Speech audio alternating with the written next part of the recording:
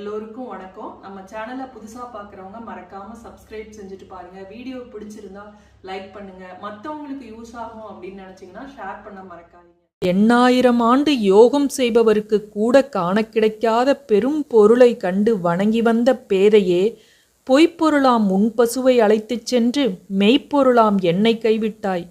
என்னே உன் அறியாமை, உன் முன்னோர்க்கும் எனக்கும் உள்ள உரிமை தொடர்பை நீ அறியாய். இந்த பதிவில் 12 அடி உயரத்தில் இருக்கக்கூடிய ஒரு கம்பமே பெருமாளாக காட்சியளிக்குது. அதாவது கலியுக வரதராஜ பெருமாள் அப்படின்னு சொல்லப்படுகின்ற கோயில்.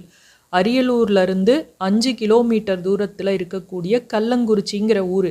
அந்த ஊரில் 12 அடி உயரத்தில் இருக்கக்கூடிய ஒரு கல் கம்பம். அது ஃபுல்லாக அதை தான் மூலவராக வச்சு பெருமாளாக வணங்கக்கூடிய கலியுக வரதராஜ பெருமாள் அப்படிங்கிற கோயிலை பற்றி தான் இந்த பதிவில் பார்க்க போகிறோம். இந்த பதிவு என்னோட வீடியோவில் ஒருத்தர் கோமதி சுப்பிரமணியன் அப்படிங்கிற சிஸ்டர் விஷ்ணுவோட வரலாறு, அவதாரம், கோவில் சிறப்பு பற்றி போடுங்க அப்படின்னு ரொம்ப கேட்டிருந்தாங்க. அவங்களுக்காக இந்த பதிவு போடுறேன். அது மட்டும் இல்லை, இந்த கோவிலை பற்றி நிறைய பேர்த்துக்கு தெரிஞ்சிருக்க வாய்ப்பு இல்லை. ஆனால் கலியுகத்தில் பெருமாள் பூமியில் அவதரித்த கோயில் அப்படிங்கிறனால தான் இது கலியுக வரதராஜ பெருமாள் அப்படின்னு சொல்லப்படுகிறது. அரியலூர் அப்படிங்கிறதே பிரித்து பாருங்க. அரி ப்ளஸ் இல் ப்ளஸ் ஊர். அரினா விஷ்ணுவை குறிக்கும், இல்னா கோவிலை குறிக்கும். அதாவது விஷ்ணு குடியிருக்கக்கூடிய கோவில் உள்ள ஊர் அப்படிங்கிறனால தான் இதுக்கு அரியலூர் அப்படின்னே பேர் வந்தது. இவ்வளவு சிறப்பு மிக்க இந்த ஒரு கற்கம்பமே மூலவராக காட்சியளிக்கக்கூடிய, அதில் ஒரு ஆஞ்சநேயர் தான் அந்த கம்பத்தை தாங்கி பிடிச்சிருக்கக்கூடியதாக இருக்குது.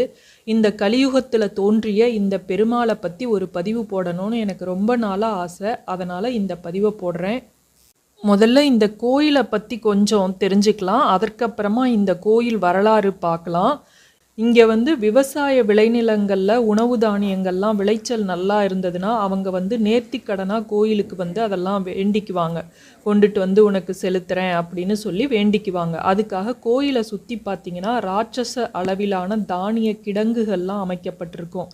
கம்பு, நெல், சோளம், பருத்தி, மிளகா அப்படின்னு அதுக்கு தனித்தனியாக அங்கே அந்த நேர்த்திக்கடன்கள் செலுத்துவதற்கு உணவு கிடங்குகள்லாம் இருக்குது. அதில் வேண்டிக்கிட்டு செலுத்துவாங்க.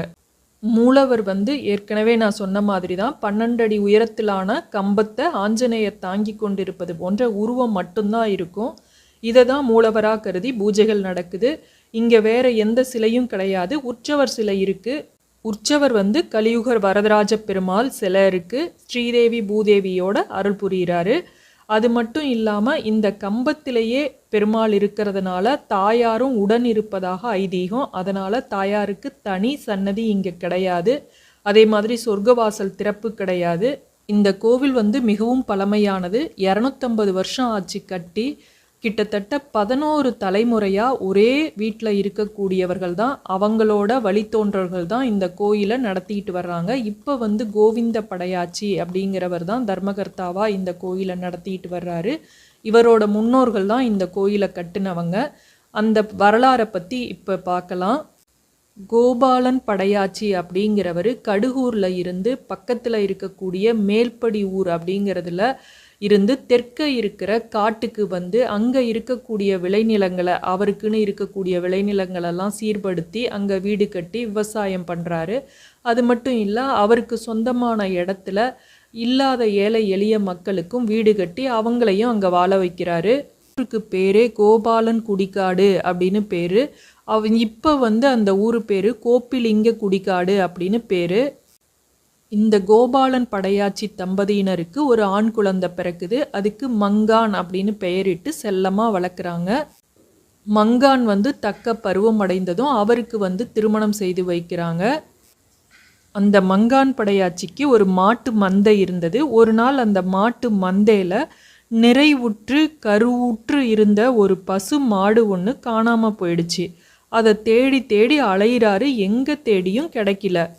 பல இடங்களில் தேடி அந்த பசுமாட்டை காணாததுனால அவர் ரொம்ப அசந்து போய் தேடி தேடி களைச்சி போய் தூங்குறாரு. அப்போ ஒரு நாள் இரவு 3ஆவது நாள் இரவு ஒரு பெரியவர் கனவுல தோன்றி பேசுகிறாரு. அவர்கிட்ட பசுமாடு இருக்கிற இடத்த எப்படி சொல்கிறாருன்னு இப்போ பார்க்கலாம். அவர் அன்பா, கவலைப்படாத, உன்னோட காணாம போன பசு வந்து இங்கே இருந்து 2 மைல் தொலைவில் ஆலமரத்துக்கும் மாவிலிங்க மரத்துக்கும் இடையே இருக்கக்கூடிய ஒரு சங்கு இலை புதரில் இருக்கு. காலையில் அங்கே போய் நீ பாரு, கன்றுடன் பசுவையும் காண்பாய் அப்படின்னு சொல்லிட்டு அந்த பெரியவர் வந்து மறைஞ்சிடுறாரு. தான் கனவுல அந்த பெரியவர் சொன்ன இடத்த தேடி மங்கான் படையாச்சி தன்னோட பண்ணை ஆட்களோட சென்று பார்க்குறாரு. அப்போ அங்கே பார்த்தா அந்த மாவிழங்கு மரத்துக்கும் ஆலமரத்துக்கும் இடையில ஒரு நீண்ட கம்பம் சாஞ்சி கிடக்குது. அந்த கம்பத்து மேலே பசு வந்து தானாக வந்து பால் சொரியறத பார்த்து ஆச்சரியப்பட்டு போனார். பசு வந்து இவரை பார்த்ததும் ஒடியாருது. தன்னோட எஜமானரை பார்த்ததும் அப்படியே ஓடி வந்து அம்மானு கத்திக்கிட்டு வந்து அவரோட கையில் வந்து நாக்கால தடவி பாசத்தோட தடவுது. அப்போ வந்து இவர் வந்து பண்ணை ஆட்களோட சந்தோஷத்தோட போய் அந்த கற்கம்பத்தையும் தொட்டு கும்பிட்டு அந்த மாட்டையும் கண்ணுக்குட்டியையும் ஓட்டிட்டு தன்னோட வீட்டுக்கு வந்துடுறாரு. அந்த பசு கிடைச்ச 7வது நாளில் மறுபடியும் அந்த பெரியவர் வந்து கனவுல காட்சி தர்றாரு. அப்போ வந்து என்ன சொல்கிறாரு அப்படிங்கிறத இப்போ பார்க்கலாம். 8000 ஆண்டு யோகம் செய்பவருக்கு கூட காண கிடைக்காத பெரும் பொருளை கண்டு வணங்கி வந்த பேதையே, பொய்ப்பொருளாம் உன் பசுவை அழைத்துச் சென்று மெய்ப்பொருளாம் என்னை கைவிட்டாய். என்னே உன் அறியாமை, உன் முன்னோர்க்கும் எனக்கும் உள்ள உரிமை தொடர்பை நீ அறியாய்.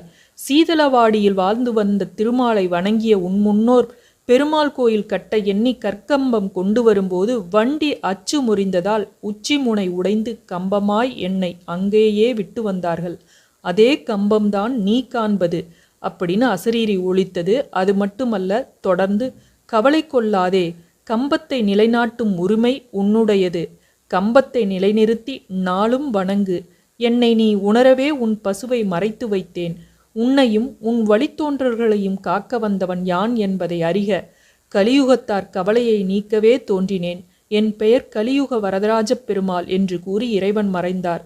அதற்கு பிறகு மங்கான் படையாச்சி வந்து தன்னோட கனவுல வந்தது பெரியவரா வந்தது கலியுக பெருமாள் தான் அப்படின்னு அறிந்ததும் ரொம்ப மகிழ்ச்சி அடைந்து காலையில் விடிஞ்சதும் பண்ணை ஆட்களெல்லாம் கூட்டிக்கிட்டு காட்டுக்கு போகிறாரு.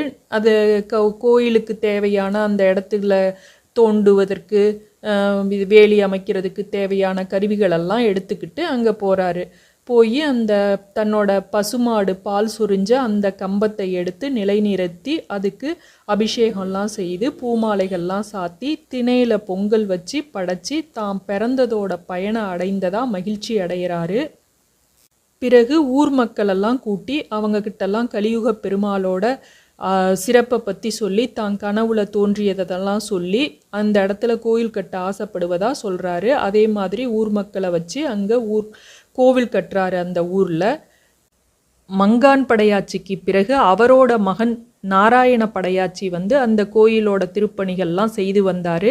அது மட்டும் இல்லை, தன்னோட தாய் தந்தையரோட திருவுருவ சிலைகளையும் மங்கான் படையாச்சியோட திருவுருவ சிலைகளையும் அந்த மூலவர் இருக்கக்கூடிய இடத்திலேயே செய்து வழிபட்டு வந்தார். இதுபோல் 11 தலைமுறைகளாக ஒரே வழித்தோன்றர்கள் வந்து அந்த கோயிலுக்கு திருப்பணிகள் செய்து தர்மகர்த்தாவாக இருந்து வர்றாங்க.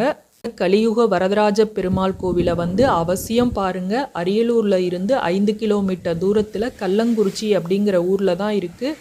பெருமாள் வந்து ரொம்ப சக்தி மிக்க பெருமாள். வந்து ஒரு முறை தரிசனம் செய்துட்டு போங்க. அடுத்த காணொளியில் மீண்டும் சந்திப்போம். நன்றி, வணக்கம்.